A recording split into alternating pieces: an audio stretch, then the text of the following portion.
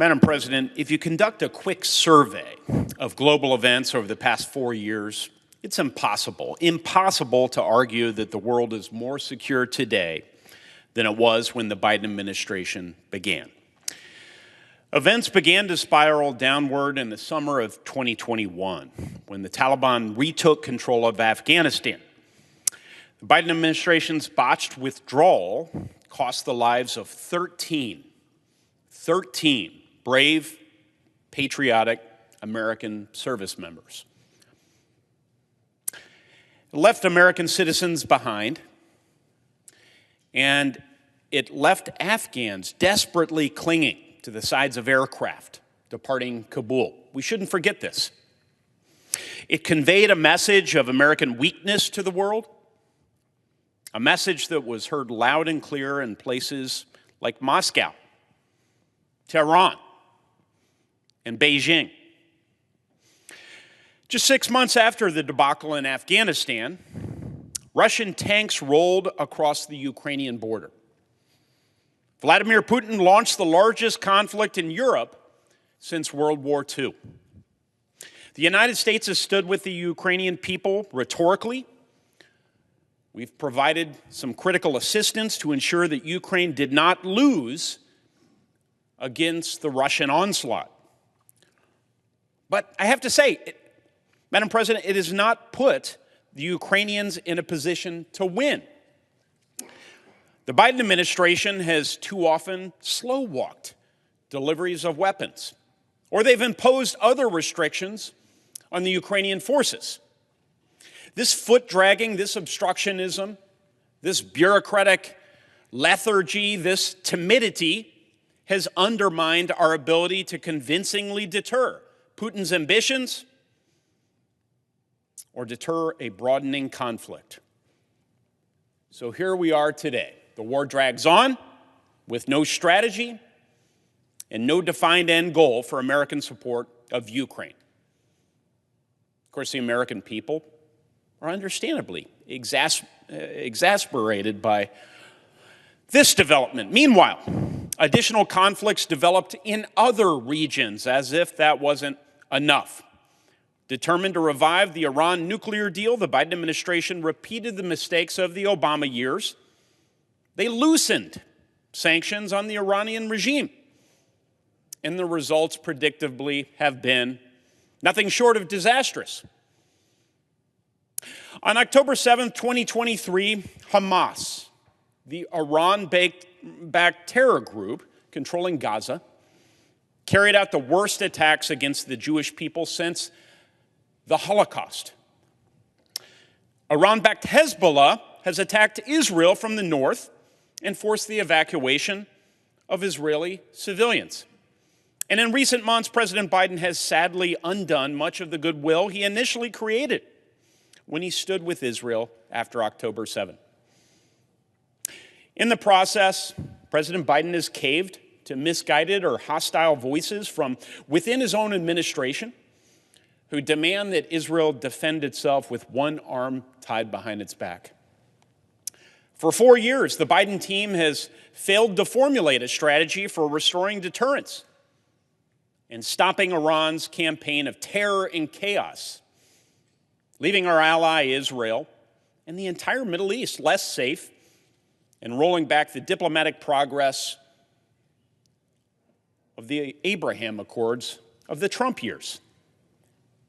Across the Pacific, the Chinese Communist Party continues to build up its military, threaten Taiwan, wage economic warfare against our businesses and our supply chains, pursue economic coercion against American partners and allies, and undermine security and stability in the broader Indo-Pacific.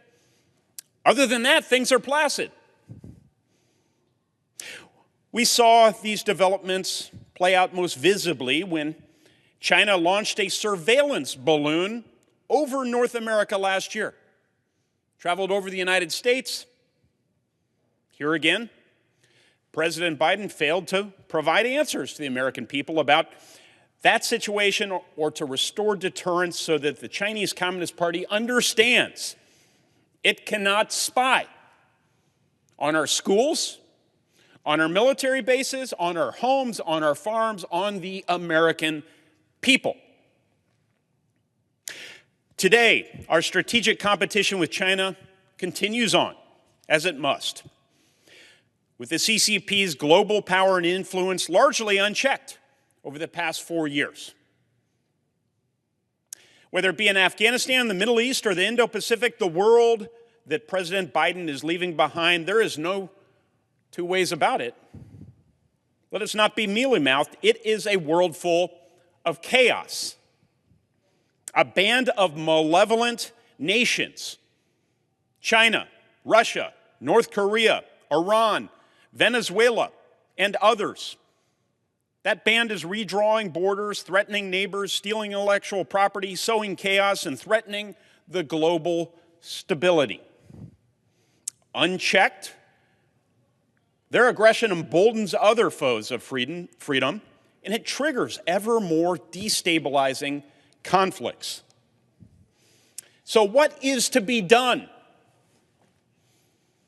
I know there's a natural tendency to withdraw from the world, to give up on our leadership responsibilities, to give up even on what I would characterize as our own security interests.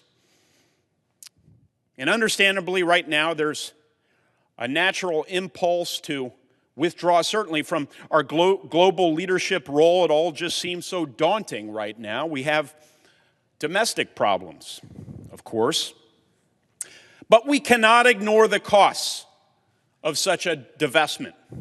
Costs which are manifesting themselves at this very moment. Abandoning our allies and partners will empower and embolden authoritarian powers such as China, Russia, and Iran, and others around the world. Leadership comes with a price, but it also comes with rewards, as we have learned throughout our history. I look forward to working with President Trump and many talented members of his incoming administration to reverse years of disastrous policies, to restore deterrence against tyrants everywhere. We must be smart. We must be economizing in our global engagement, and I believe President Trump and the team he's building understand that. We must continue to rebuild our defense industrial base across the country. Restoring our military readiness from artillery and submarines to semiconductors is critical, not to promoting war, but instead to deterring conflict and furthering America's global interests, many as they are. And we must continue to persuade our allies to increase real investment in their own defense. The American people can do a lot, but we can't do it all. Our partnerships with European and Indo-Pacific nations must remain firm, but our allies also must understand that we can't bear the burden of defending the entire globe alone. We need to use our diplomatic leverage, maintain a strong military, and stand with our allies and partners. A final piece is economic innovation here at home, something I've been working a lot on in my capacity as the U.S. Senator for Indiana.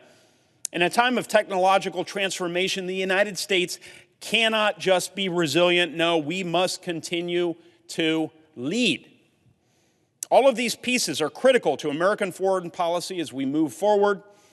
It is time to turn the page on the last 4 years, time to restore deterrence, and time to get back to peace through strength.